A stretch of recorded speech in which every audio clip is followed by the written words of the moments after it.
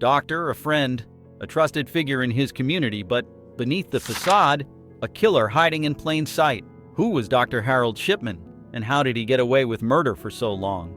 Dr. Harold Shipman was not just a doctor. He was a figure that the community turned to for care and comfort. In the small town of Hyde, England, Shipman earned the trust of hundreds, if not thousands, of patients over his career. He was seen as a professional, a friend, and a reliable doctor who cared for the elderly and sick. But this trusted figure had a dark secret. He was a serial killer who murdered more than 250 people, many of whom were his patients. His method was so subtle, so carefully crafted, that for decades, no one suspected a thing. As we dive into this chilling tale, we will uncover the disturbing story of how Shipman concealed his horrific acts right under the noses of those who trusted him most. How did this well-respected doctor get away with such gruesome murders for so long? What eventually led to his capture? And what was his true motive behind such a cold and calculated killing spree? Stick around as we unravel the mystery behind one of the world's greatest serial killers. Shipman's dark journey began in 1974, when he first started his career at a hospital in the small town of Pontefract. He was a young doctor eager to make his mark, but struggled with a hidden addiction to painkillers, particularly a drug known as pethidine. This addiction would follow him throughout his career, although at first it was merely a personal battle. By the late 1970s, Shipman moved to the small town of Hyde, where he would become a trusted general practitioner at the Donnybrook Medical Center. He was seen as a kind and competent doctor, always offering a listening ear to his elderly patients. However, it was in 1993 that Shipman took a more sinister turn. He opened his own clinic in Hyde, away from the oversight of other doctors, and it was here that his killing spree began. No longer constrained by the eyes of colleagues, Shipman's obsession with controlling life and death grew stronger. His patients, mostly elderly, frail, and often suffering from chronic illnesses, became easy targets. What once seemed like a promising medical career was now spiraling into something much darker. Dr. Shipman's method was calculated and cold. He specifically targeted the elderly, those who lived alone, and those who were suffering from terminal illnesses. His victims were often people who were already close to death, which made his actions harder to detect. By offering them comfort and care, Shipman gained their trust, leading many of his patients to believe he was their friend, someone who would help them pass on peacefully when the time came. But Shipman's true intentions were far from caring. He would overdose his patients with lethal doses of diamorphine, also known as heroin, causing their deaths to appear natural or simply a consequence of old age. His victims died quietly, often in their own homes, with no signs of foul play. To further cover his tracks, Shipman would sign their death certificates himself, marking old age as the cause of death. In many cases, he even advised the families to cremate the bodies, ensuring there was no physical evidence left to challenge his story. His method was so seamless that for years, no one questioned the mysterious deaths piling up under his care. Dr. Shipman's ability to evade suspicion for so long can largely be attributed to his reputation. He was seen as the ideal doctor, a kind, compassionate man who cared deeply for his patients. Particularly with the elderly, Shipman was considered a lifeline, offering solace and a sense of security to those who often felt abandoned. His patients trusted him implicitly, believing that he had their best interests at heart. One of Shipman's key strategies was his control over the death certificates. As the attending doctor, he would routinely sign the forms and list old age as the cause of death, making the process seem natural and unremarkable.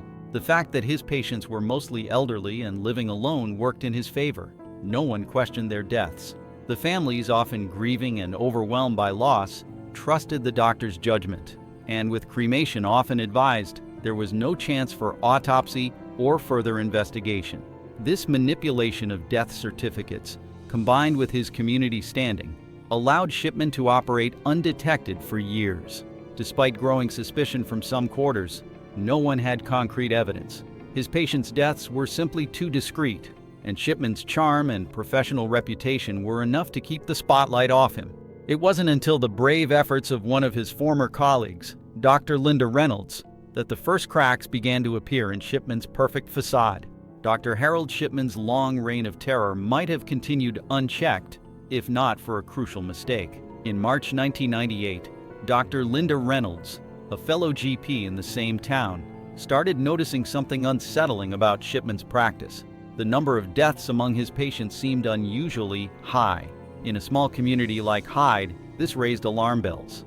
Over just 3 months, Shipman's clinic saw 16 deaths, a startling statistic when compared to a nearby hospital where far fewer deaths occurred in the same period. What was even more troubling was that many of these deaths were followed by the immediate cremation of the bodies, making it nearly impossible to investigate further.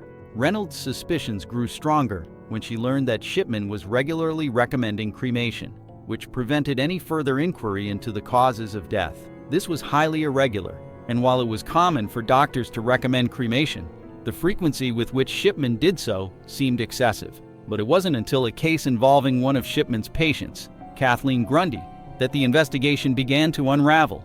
The case of Kathleen Grundy, a respected former mayor of Hyde, became the turning point in the investigation. When Kathleen passed away in June 1998, her daughter Angela was shocked to discover that her mother had changed her will just days before her death, leaving everything to Shipman. Angela's suspicions were immediately piqued. Why would her mother, a healthy and active woman, leave everything to a doctor who had no close familial relationship with her? This prompted Angela to push for an autopsy, which ultimately revealed traces of diamorphine in Kathleen's system, a substance that would have caused her death. This discovery set the wheels of investigation into motion. The autopsy results from Kathleen Grundy's body provided the first concrete evidence of foul play, but it wasn't until further investigation that the full scope of Shipman's crimes began to emerge. Forensic experts examined Shipman's medical records and discovered disturbing patterns. One crucial breakthrough came when authorities scrutinized Shipman's computer logs. They found that a medical journal entry had been falsified, which led investigators to question the authenticity of Shipman's record-keeping. Further investigation revealed that many of the deaths Shipman had documented were not natural, but part of his calculated murder spree. Another shocking piece of evidence came when a typewriter used to create the fraudulent will found in Kathleen Grundy's case was traced back to Shipman. This not only linked Shipman to the forgery, but also raised suspicions about other potential forged documents he may have been involved in.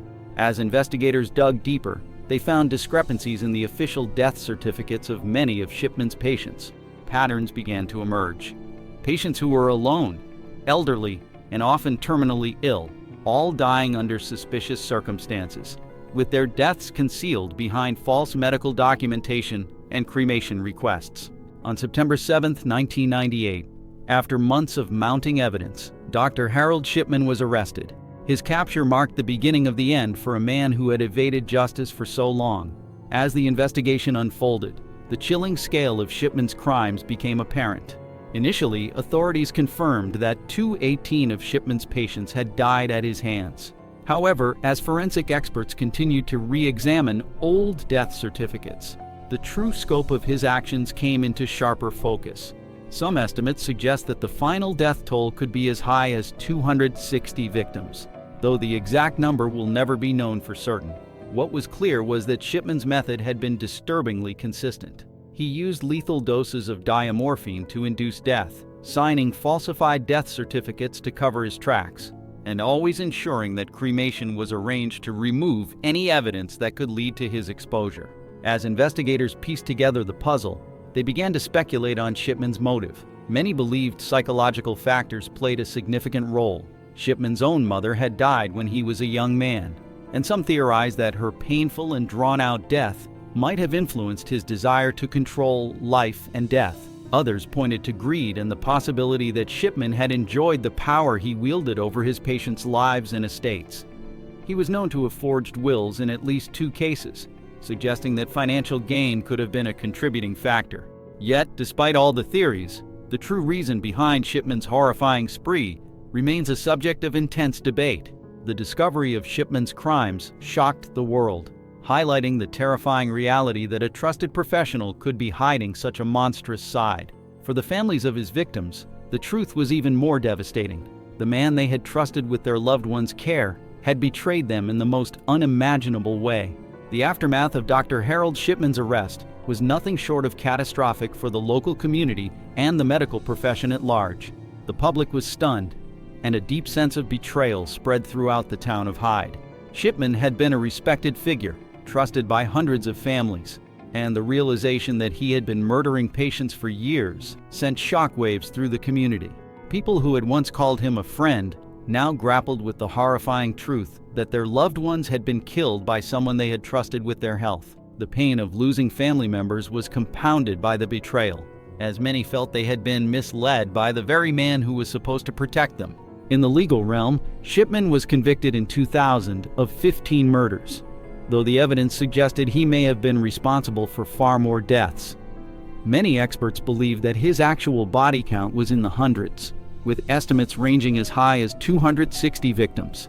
The official inquiry, known as the Shipman Inquiry, found that Shipman had killed patients for at least 23 years, often selecting elderly or terminally ill individuals who were unlikely to have their deaths scrutinized. Despite the conviction, many felt that the case was still incomplete, and that justice had not been fully served for all the victims. In 2004, while serving his sentence in Wakefield Prison, Shipman was found dead in his cell, having hanged himself. His death added another layer of mystery to the case, leaving many unanswered questions. Why had Shipman chosen to end his life? Was it a final act of control, an escape from the consequences of his actions, or something else entirely? His suicide prevented any opportunity for further interrogation, and the true extent of his motivations may never be fully understood. Psychological theories regarding Shipman's motive have been widely discussed. Some analysts suggest that Shipman's need for control and power over life and death played a significant role in his actions. Shipman was known to be a highly methodical and calculating individual, which suggests a deep psychological need to dominate those around him.